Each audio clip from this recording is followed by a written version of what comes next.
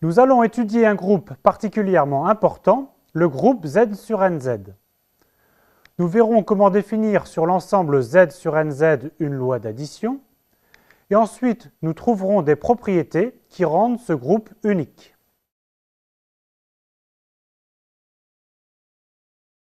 Fixons un entier n. Z sur NZ est l'ensemble des classes 0 bar, 1 bar jusqu'à n-1 bar. P bar désigne la classe d'équivalence de l'entier P modulo n. Et on a la relation fondamentale, la classe de P égale la classe de Q, si et seulement si P est congru à Q modulo n. Autrement dit, P bar est égal à Q bar, si et seulement si P est égal à Q plus K fois n. Nous allons considérer les classes P bar comme des nombres. En particulier, voici comment additionner deux classes. Par définition, classe de P plus classe de Q est la classe de P plus Q. Autrement dit, P bar plus Q bar est égal à P plus Q bar.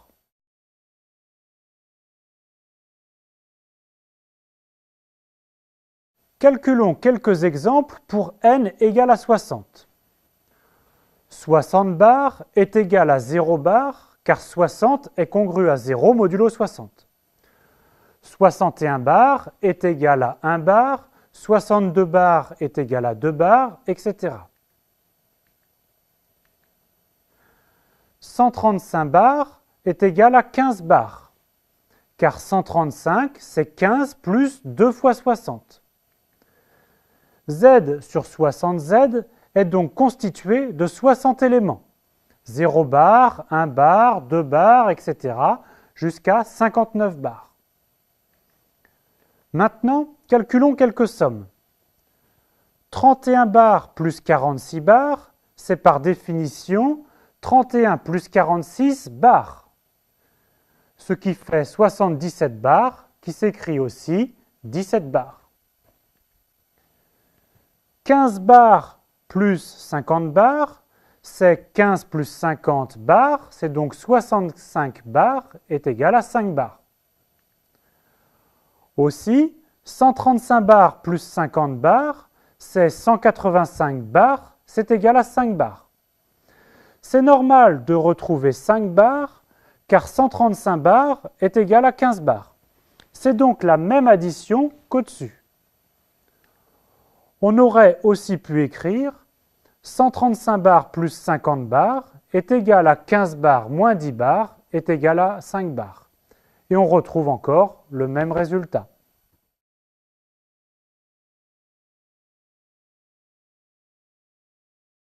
Ce qui fait que l'on retrouve le même résultat, c'est que l'addition est bien définie. Le résultat est indépendant du choix des représentants.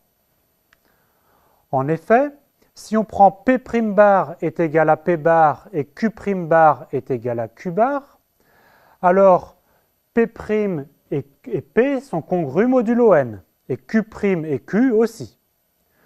Donc P' plus Q' est congru à P plus Q modulo n, ce qui implique que P' plus Q' bar est égal à P plus Q bar, ce qui donne ce que l'on veut, P' bar plus Q' bar est égal à P bar plus Q bar.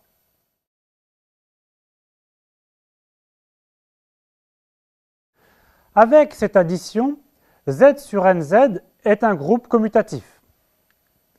L'élément neutre est 0 bar. L'opposé d'un élément P bar que l'on notera moins P bar est moins P bar, ou ce qui revient au même, N-P bar. Enfin, l'associativité et la commutativité découlent de l'associativité et la commutativité sur Z.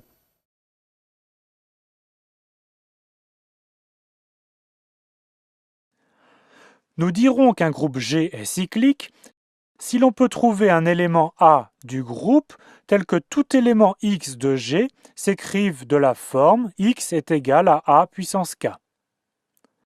Une autre formulation est de dire que G est cyclique si et seulement si il est engendré par un seul élément, en l'occurrence A. Notre groupe Z sur NZ est un groupe cyclique, car l'élément 1 bar engendre tout. En effet, tout élément K bar peut s'écrire K bar est égal à 1 bar plus 1 bar, etc., K fois.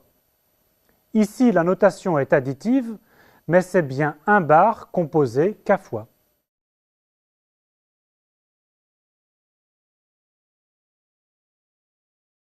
Nous avons vu que Z sur NZ est un groupe cyclique, et bien sûr, son cardinal est n.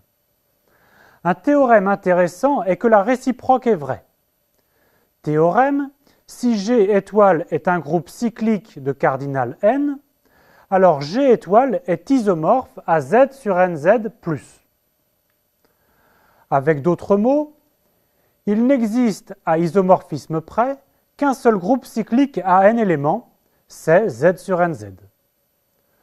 Nous allons nous concentrer sur la démonstration que vous pouvez éluder en première instance.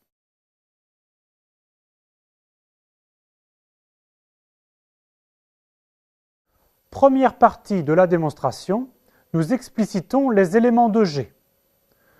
Nous savons que G est cyclique, il est donc engendré par un élément A, c'est-à-dire que G est égal à l'ensemble des A puissance K pour K parcourant Z.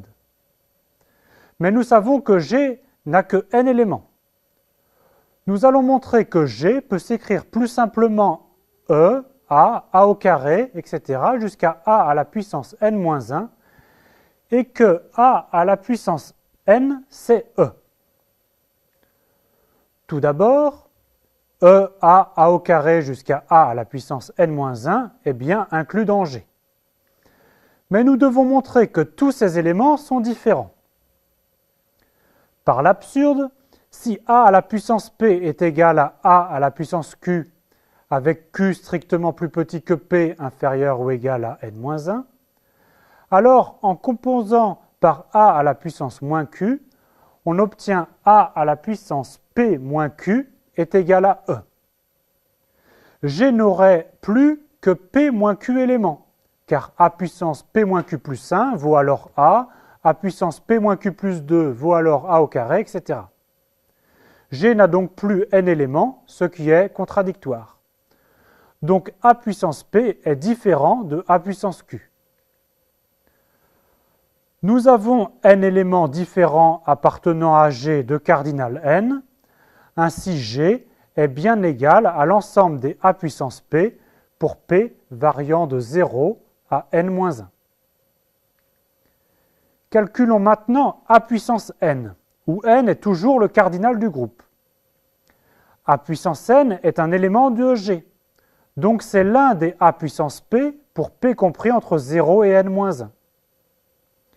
Si P est strictement positif, alors nous aurions A puissance n-P est égal à E, et G n'aurait pas n éléments par le même type d'argument.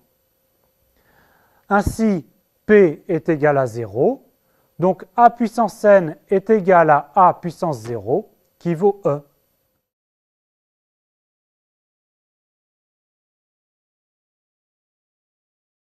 Dans cette seconde partie, nous construisons l'isomorphisme entre Z sur NZ et G.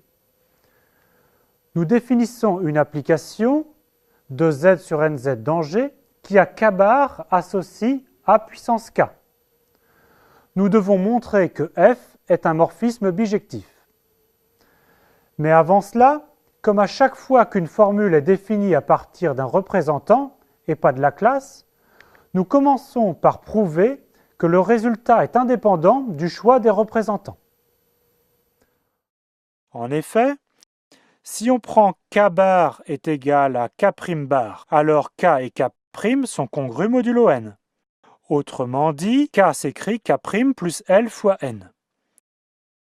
Calculons f de K bar. C'est donc A à la puissance K qui est égal à A à la puissance K' plus L fois n. On décompose en A à la puissance K' étoile A à la puissance L fois n.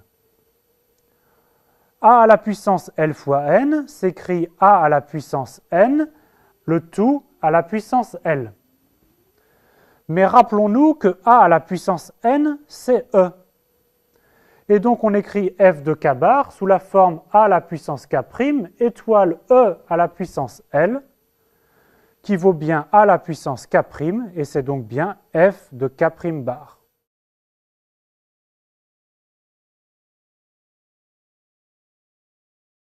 Montrons maintenant que f est un morphisme. Pour k bar et k' bar quelconque, on calcule f de k bar plus k' bar. C'est égal à f de k plus k' bar, qui vaut a à la puissance k plus k'. Qu'on peut écrire encore a à la puissance k étoile a à la puissance k', qui est bien f de k bar étoile f de k' bar. Enfin, f est surjective, car comme G est cyclique, tout élément de G est de la forme a puissance k. Nous concluons par un argument à propos des ensembles finis. Une application surjective entre deux ensembles de même cardinal est automatiquement bijective. Ceci s'applique à f, qui est une surjection de z sur nz vers G, tous deux de cardinal n. F est bien une bijection. Conclusion, f est un morphisme bijectif, c'est un isomorphisme.